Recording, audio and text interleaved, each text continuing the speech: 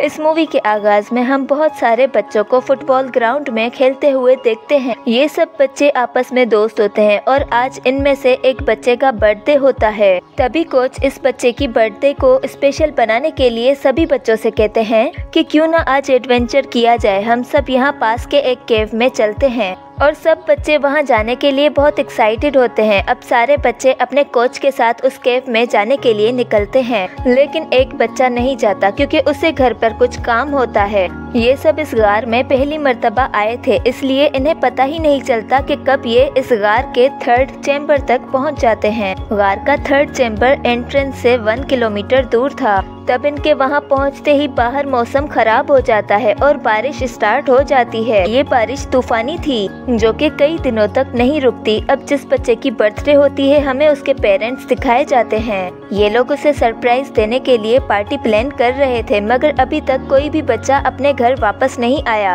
कि तभी इनकी टीम का वो बच्चा जो काम की वजह से इनके साथ नहीं जा सका, वो उसके पेरेंट्स को बताता है कि सब बच्चे कोच के साथ केव में गए हैं। अब बारिश भी बहुत तेज हो रही थी और वो केव भी बहुत खतरनाक है, इसलिए सब बच्चों के पेरेंट्स इमरजेंसी सर्विस में कॉल कर लेते हैं और इमरजेंसी में डाइवर्स केव में जाते हैं जहां बहुत सारा पानी जमा होता है। वहां बच्चे नहीं थे, जिसके बाद ये लोग आगे जाते हैं और ये लोग 3rd चैम्बर तक पहुंच जाते हैं। ये वही जगह है जहां बच्चे गए थे, मगर अभी यहाँ कोई भी बच्चा मौजूद नहीं था। अब इतने पानी में डाइवर्स की हालत खराब हो जाती है और वो बहुत घंटों बाद बहुत मुश्किल से वहाँ से बाहर निकलते हैं। उनकी खुद की हालत इतनी खराब थी कि वो किसी और को क्या संभालते।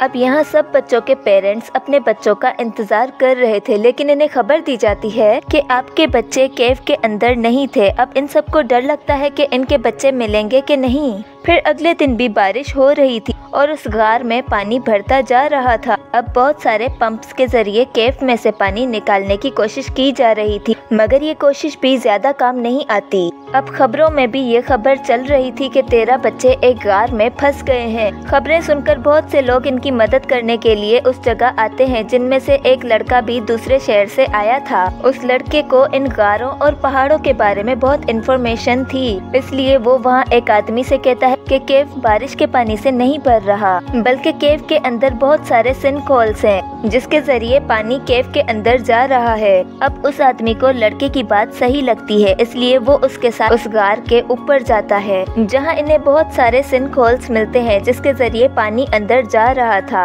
अब ये दोनों उन सिंक होल्स को बंद कर देते हैं ताकि बच्चों को कुछ न हो। अब देखते ही देखते 5 दिन गुजर गए और बच्चों के बारे में कुछ भी पता नहीं चलता। अब थाईलैंड के डाइवर्स तो बच्चों को तलाश करने में नाकाम हो गए थे, इसलिए यहाँ की गवर्नमेंट इंग्लैंड की गवर्नमेंट से मदद मांगती है और इंग्लैंड की तरफ से 2 एक्सपर्ट डाइवर्स को भेजा जाता है। इन दोनों का नाम जॉन और रिक था और ये दोनों बिना वक्त जाया किए हुए थाईलैंड पहुंचकर उस केव के पास आते हैं और ये डाइविंग सूट पहनकर बच्चों को रेस्क्यू करने केव के अंदर जाते हैं, जहां पानी बहुत ज्यादा होने की वजह से इन्हें सांस लेने में बहुत ज्यादा मुश्किल पेश आती है। मगर फिर भी ये लोग आगे बढ़ते हैं और ऐसे ही ये लोग 800 मीटर्स, 900 मीटर्स और आगे जाते जाते ये लोग 1600 मीटर्स तक चले जाते हैं। लेकिन यहाँ तक भी इन्हें बच्चे नहीं मिलते। अब इसी जगह इन्हें एक इंजीनियर मिलता है जो कि यहाँ पंप लगाने आया था, लेकिन पानी का लेवल बहुत ज्यादा होने की वजह से इसे बार बार पैनिक अटैक्स आ रहे थे।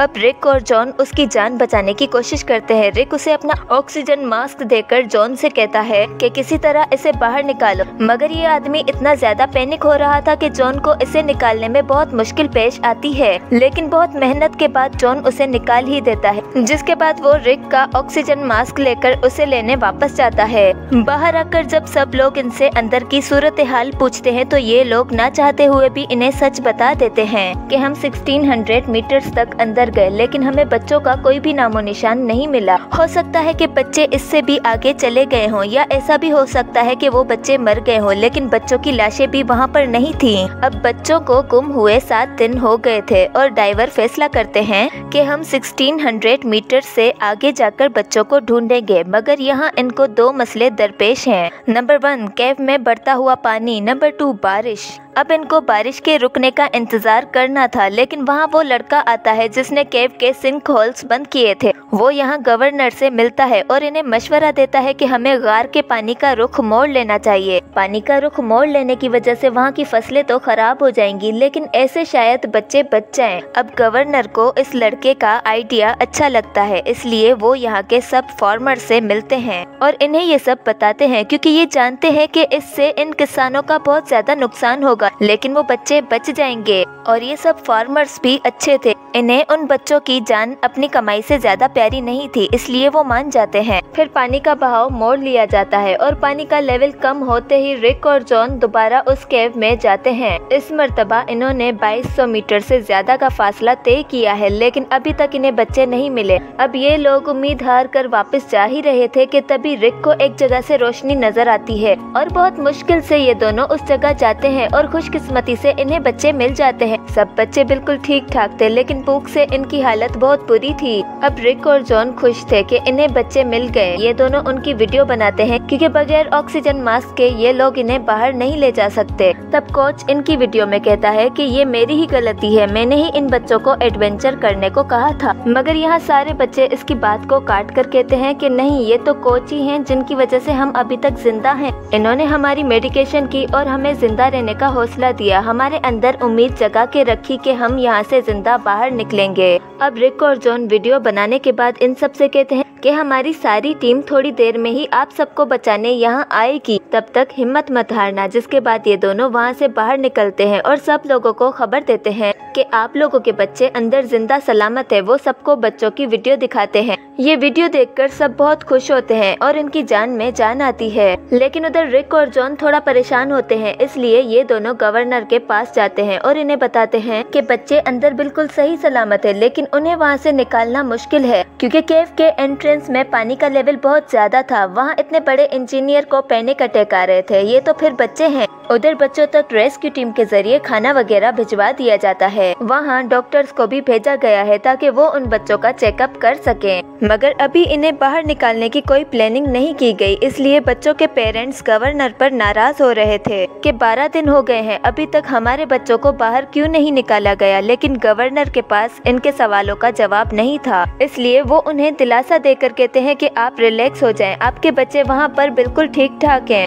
उनके पास खाना पानी भिजवा दिया गया है और जल्द ही इन्हें बाहर निकाला जाएगा। अब सब बच्चों के पेरेंट्स अपने बच्चों के लिए लेटर्स लिखते हैं और डाइवर्स उन तक वो लेटर्स पहुंचाते हैं। कोच को लगता है कि इन लेटर्स में उसके लिए गालियां होंगी, लेकिन सब पेरेंट्स कोच का शुक्रिया अदा कर रहे थे कि आपने हमारे बच्चों को जिंदा रहने की हिम्मत दी। उधर रिक और जॉन बच्चों को बचाने के लिए एक एनेस्थेसिया डॉक्टर को बुलाते हैं। ये लोग प्लान करते हैं कि ये बच्चों को बेहोश करके ऑक्सीजन मास्क लगाकर वहाँ से बाहर निकालेंगे, लेकिन डॉक्टर को इनका ये आइडिया अच्छा नहीं लगता, इसलिए वो कहते हैं कि अगर आधे रास्ते में बच्चों को होश आ गया तो बच्चे और भी ज्यादा पैनिक हो जाएंगे। लेकिन इन लोगों के पास और कोई ऑप्शन नहीं था। उधर रेस्क्यू टीम बच्चों तक कुछ जरूरी सामान पहुंचा रही थी कि तभी वापसी के टाइम एक डाइवर का पाँव केव के एक रस्सी में फंस जाता है। वो अपने पाँव को निकालने की बहुत कोशिश करता है, लेकिन इस कोशिश में उसका ऑक्सीजन सिलेंडर वहाँ एक पत्थर में फंसकर टूट जाता है। वो भी पानी में था और ऑक्सीजन न मिलने की वजह से उसकी वहीं मौत हो जाती है। जिसके बाद रेस्क्यू टीम उसकी लाश को बाहर निकालती है और उसकी मौत की वजह से ये सब बहुत दुखी होते हैं। और अब डॉक्टर और रेस्क्यू टीम को समझ आ जाता है कि रिक और जॉन जो मशवरा दे रहे थे बच्चों को बेहोश करके बाहर निकालने का, वो बिल्कुल ठीक है, क्योंकि जब इतना बड़ा डाइवर फंसकर मर गया ये तो फिर बच्चे हैं। जिसके बाद रिक और जॉन अपना आइडिया गवर्नर को बताते हैं और गवर्नर इन्हें इस बात की परमिशन दे देते हैं। फिर रात को डॉक्टर रेस्क्यू टीम के सब डाइवर्स को बच्चों को इंजेक्शन लगाना सिखाते हैं। ये सब सीखने के बाद अगला दिन वो था जब इनको अपना मिशन कंप्लीट करना था।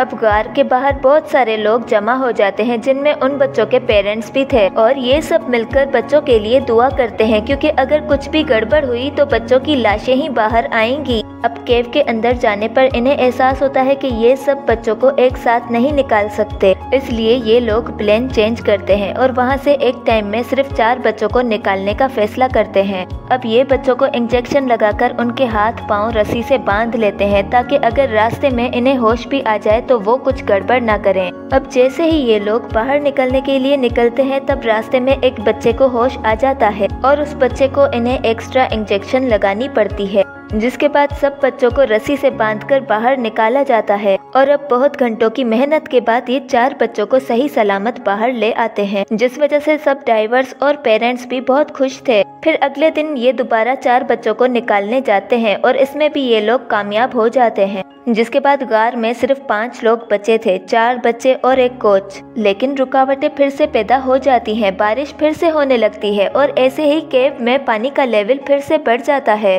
लेकिन इस वजह से ये लोग अपना मिशन बंद नहीं करते, क्योंकि इससे वहाँ पानी और बढ़ जाता, इसलिए ये लोग वहाँ जाते हैं। लेकिन इस बार बच्चों को रस्सी से बांधकर एक साथ नहीं निकाला जाता, बल्कि हर डाइवर को एक बच्चे की जिम्मेदारी दी जाती है और इन्हें आराम से बाहर निकाला जाता है। 3 बच्चों को बाहर सही सलामत निकालने के बाद यहाँ चौथे डाइवर से गलती हो जाती है, उसके हाथ से रस्सी छूट जाती है, जिससे वो खुद भी पानी के अंदर जा रहा था। लेकिन वो एक चट्टान को पकड़कर किसी तरह खुद को संभालता है, उसके हाथ में बच्चा भी था जिसे वो अपनी जान खतरे में डालकर संभाल रहा था। डाइवर और ये बच्चा मर भी सकते थे, लेकिन तभी जॉन की नजर इन पर पड़ती है। वो इस डाइवर से कहता है कि तुम्हें हिम्मत नहीं हारनी, मेरे पीछे एक और डाइवर आ रहा है, मैं उसे यहाँ भेजता हूँ, लेकिन पहले मैं इस बच्चे को बाहर ले जाऊँ। जिसके बाद जॉन उस बच्चे को बाहर निकालकर दूसरे डाइवर को उस डाइवर की मदद के लिए भेजता है और अब ऐसे ही ये लोग उस बच्चे और डाइवर को और कोच को भी निकालने में कामयाब हो जाते हैं। इन लोगों का मिशन सक्सेसफुल हो जाता है और अपनी कामयाबी पर ये लोग जश्न मनाते हैं, क्योंकि इन्होंने 13 जिंदगियां बचा ली थी, इसलिए ये लोग बहुत खुश होते हैं। और इसी के साथ ये कहानी यहीं खत्म हो जाती है।